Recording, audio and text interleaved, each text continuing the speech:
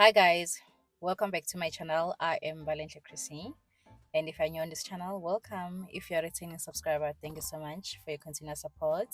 I highly appreciate you. I create content in motherhood, personal improvement, and a bit of vlogs. And if that is your kind of content, please do consider subscribing on my channel, liking, and engaging on my content. On this video, I'll be talking about 5 financial mistakes that I've made in my 20s. I'm hoping that someone in their early 20s is watching this video and you will take something from it and you will apply it to your life. The first financial mistake that I've done in my 20s is not planning for the future and living in the moment. This is a killer for most of us in our early 20s. One, because we don't know and we are not educated in terms of how to handle our finances, and especially in the Black society, we are not taught on how to deal with our finances. But however, that is gonna change because as we're gonna do that to our children. I got my first permanent job at 22. That was in 2019. And one thing that I believe that I should have done was to plan for the future, was to think of me and my finances in the next 5 years, in the next 10 years. But as I said, because we are not taught of those things, and at the time I didn't have like enough resources to maybe learn about finances, so I was just living in the moment. I would get paid, pay all my bills, and never think of, okay, let me do something such as saving, such as investing, or such as putting money away. It doesn't have to be for the certain thing, but just to think about the future, because this thing of I'm just living in the moment, we only live once, that is what we always tell ourselves until we realize that time goes. And when time goes, you don't see it, and you realize 5 years later that I should have done this, I should have done one, two, three, and four, and sometimes you find that it's late already. I wish I had planned ahead and just think about my future, think about what I want to achieve at 30 and start working on it. The second mistake that I did in my early 20s, it was to depend on credit to satisfy my instant gratification. And this is what we, even now, a lot of people are struggling on, especially again in Black society, that we depend on credit to live a comfortable life, to have things that we want, and to satisfy our gratifications. And let me tell you, the minute I started consuming financial content and being serious about taking care of my finance, I realized that there is really doesn't work. And most especially because we don't know how to do credits and how to use credits. And we are not taught on how to use credits, when to use credits, when does the credit help you, how to build wealth with credit. No one is talking about that. But in my early 20s, I found myself falling into contract cell phone, taking contract cell phone. I remember that my first contract was for an iPhone because I wanted iPhone so bad.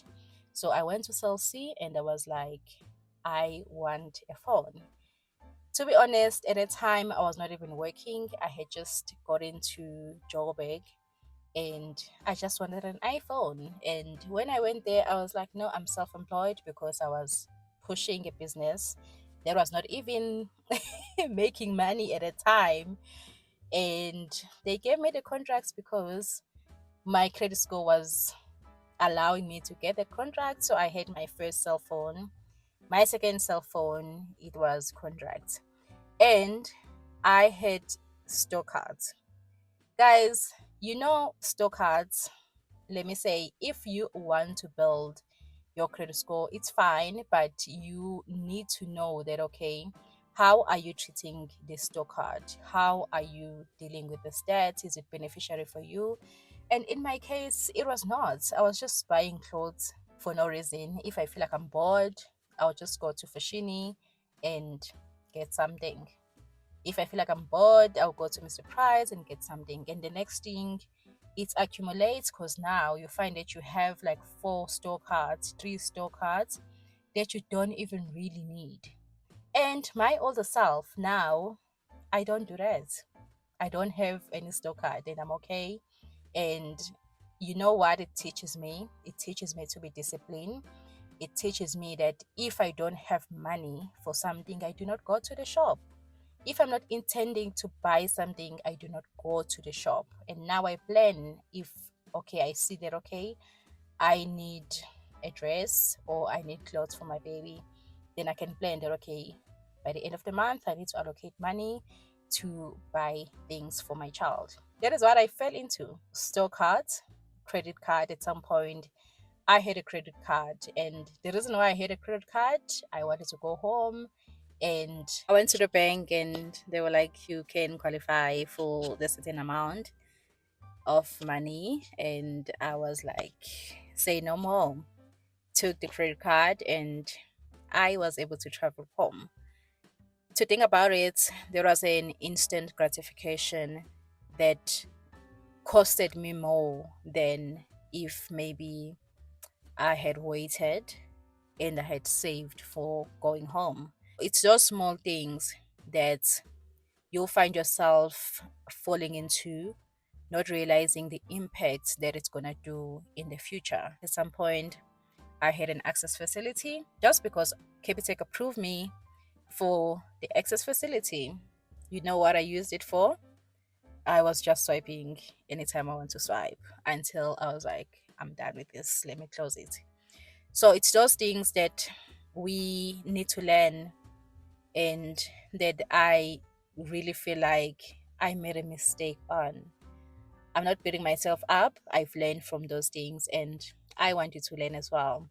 Especially if you're still in your early 20s, you still have more time and more chance to like figure out what you do and making sure that you are doing the right thing for yourself in terms of taking care of your finances. Instant gratification can be a killer in the long run, and it's something that you have to learn that, okay, if I feel like I need like a cell phone, let me save for it. If you can't save that 15,000 rand for an iPhone, clearly you can't afford an iPhone. If you can't save for that bed of 10,000 rand, for the TV, for it, whatever that you want to take, for that vacation, and you want to use the credit, clearly you can't afford it, because at the end of the day, you have to pay for the credit and no one's gonna do it except you. And imagine if that was not part of your budget, because now you have to add that amount in your monthly budget. What if you're already living within your means or above your means and now you are adding more debt? You see, right now, I personally want an iPhone, but I'm like, you know what, Mbali, this can wait. This can wait, and I am saving to buy it cash. I know that is gonna cost me a lot because I want it now, but unfortunately, I can't get it now because I'm not up for a credit. Rather, let me save for it. And it's giving me a discipline to say that, oh, okay, like you can actually get this thing cash. And it's all about telling yourself that I'm not gonna get it like through credit, because it's easy to go to MTN, Vodacom, or Cell C and say, guys, I want a contract, and they give you same time. Doesn't even take an hour to get it. So there is a mistake that I made, and I really learned from it. And now I am trying by all means not to fall into credit. And the only credits that maybe I'm willing to take in the future, of course, I would like to buy myself a car and a house. So those are the credits that I'm willing to take. I have to do my calculated risk and see that, oh, okay, do you really want a car? Do you really want a house right now? Can you afford to pay for it in your salary without feeling strained, without cutting a lot of things?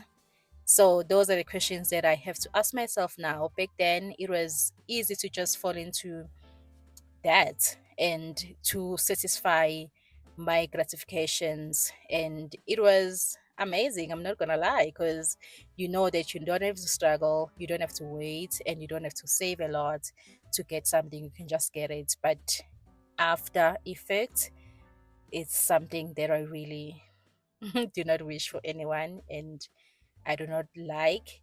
And you can say, oh no, I can pay for the debt, I can service my debt. Sure, that is good. However, for example, if you go to the coffin and take that couch of 7,000 rand in cash, and they say you are paying 500 rand or 1,000 rand per month for 36 months. Calculate how much it's going to be at the end of the term.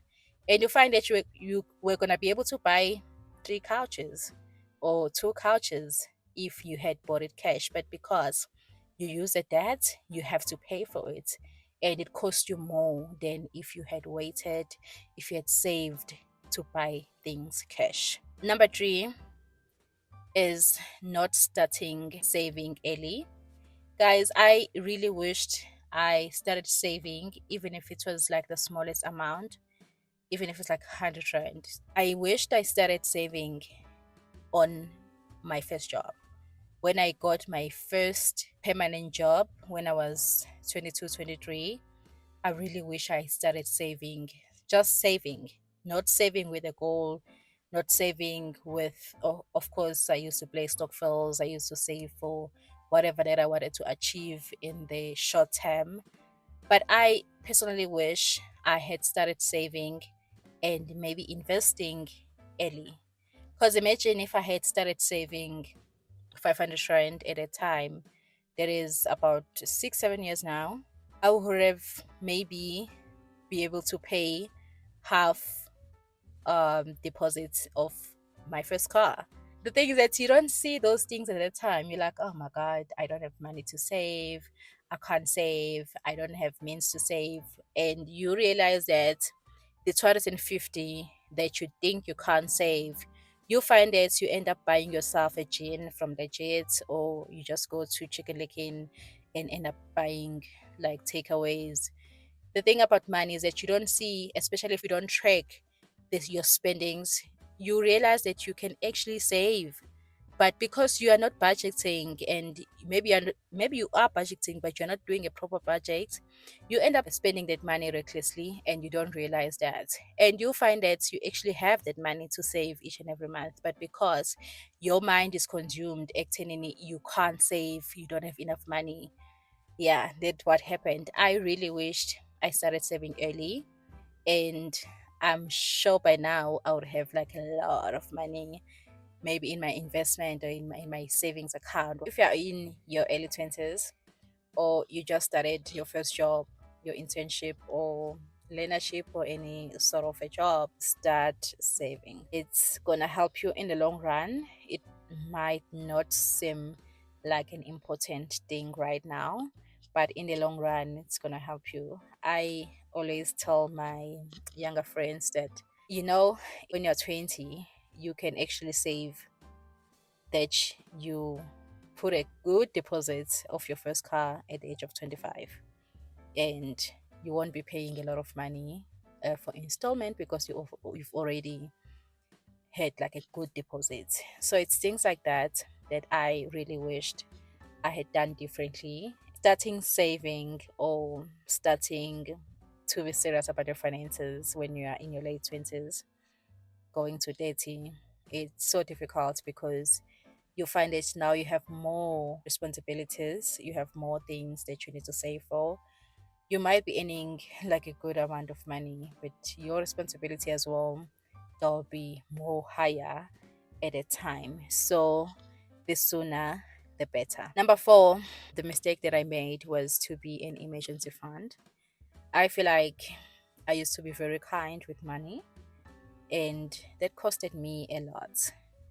I felt like I had put myself in a position where it was easy for anybody, of course, people who knows me, to just come and say, Mbali, can you please help me with one, two, three, and four? And sometimes, let's say if someone is not working, how are you expecting that person to return the money? With what? Things like that. I think borrowing is a different case, of which I also do not recommend that you borrow people money, because money can cause a lot of problems sometimes, especially with friendship, family and money doesn't come together.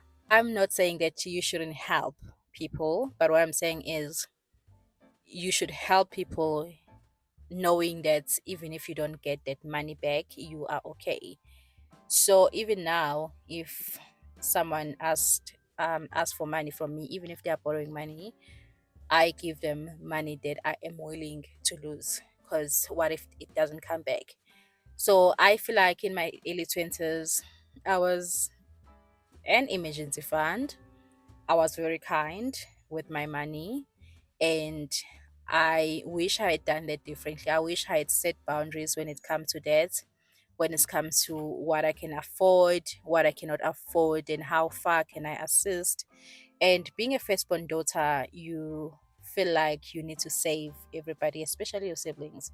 You feel like you need to help them all the time. You need to rescue them if they're putting themselves into something.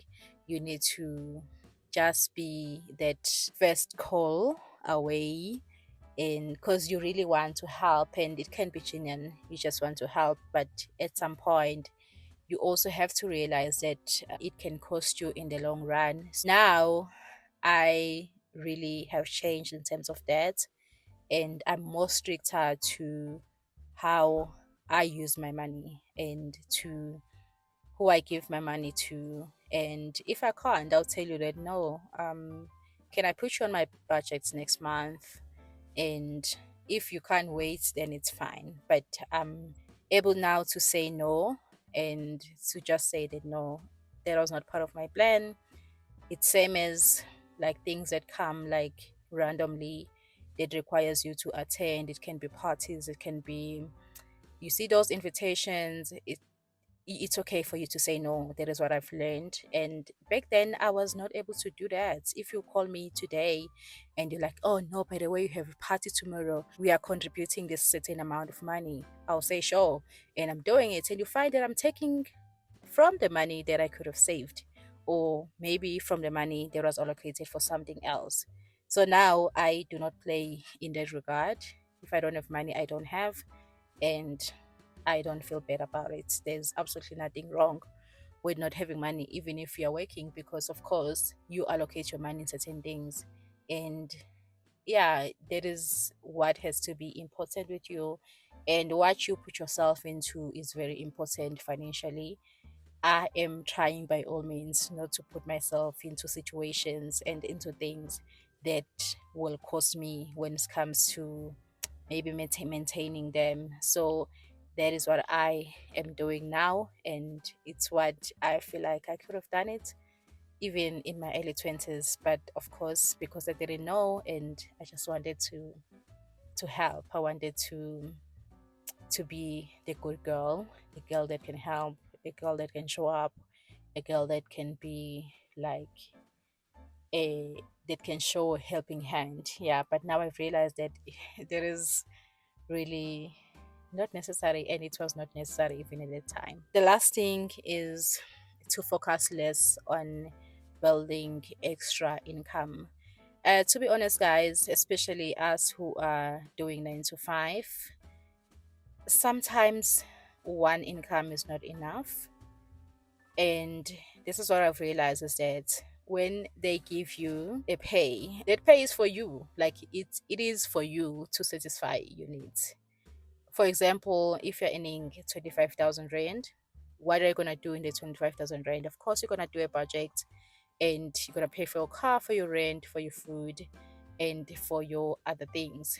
It's not meant to, okay, now you're gonna take care of the child, you're gonna pay the school fees, you're gonna pay one, two, three, and four, and you're gonna be fine, and you're gonna save a certain amount, like how financial planners always say that 10% should go to your savings. Sometimes there is really not the reality of a lot of people. A lot of people are living from paycheck to paycheck, of which is not nice and it's very difficult. However, it is the reality of life. What I have realized is building extra income in whatever way. What I have seen a lot of people doing, and this is what I've done before, is to sell, to be a YouTuber, or to create content for money, to sell something for money, for extra money. And you'll never know how important that extra income is, even if it's like 500 rand on top of your salary. It does make a difference because it's going to allow you to do things like, if you are someone who likes going out, like me, you can use that money. If you're someone who likes nice things, you can use that money instead of solely depending on one income, which is your salary. And here's the thing, what is going to happen if it happens that you lose your job? If you lose your job, now you need to apply for another job, and it takes time sometimes to to get another job, depending of course on the line of work that you are in. So I feel like I should have started building something for myself aside of my work, of my 9 to 5.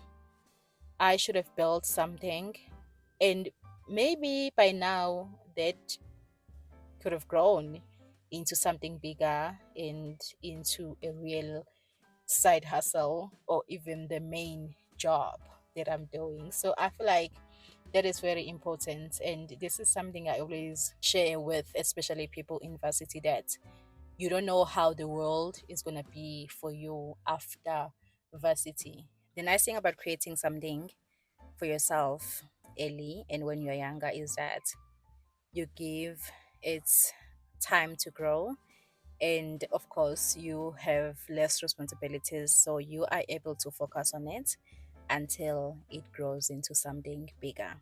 So guys, those are the mistakes I've done and that I did in my early 20s, and I wish I could have done better. But we learn as we grow, and the most important thing is to learn from your mistake and fix them.